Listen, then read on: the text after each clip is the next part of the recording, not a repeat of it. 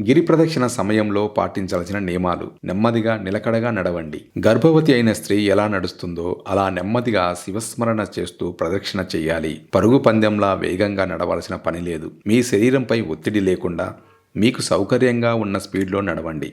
అరుణాచల శివ అని మనసులో జపిస్తూ నడిస్తే అలసట కూడా తెలియదు. ఇక చెప్పుల విషయం. సంప్రదాయం ప్రకారం చెప్పులు లేకుండా నడవడం అత్యంత శ్రేష్టమని అందరికీ తెలుసు. కానీ డయాబెటీస్ ఉన్న వారికి పాదాలకు చిన్న గాయమైనా అది త్వరగా మానదు మరియు ఇన్ఫెక్షన్కు దారితీసే ప్రమాదం ఎక్కువ.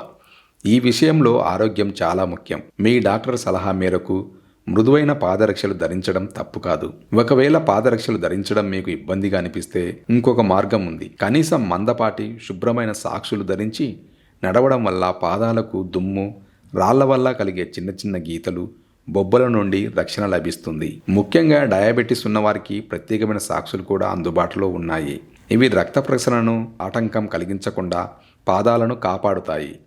గుర్తుంచుకోండి, భగవంతుడు మీ భక్తిని, మీలోని ఆర్తిని చూస్తాడు, కానీ మీ పాదరక్షలను, సాక్సులను కాదు. ఇది ఆరోగ్యంగా లేని వారికి మినహాయింపు మాత్రమే.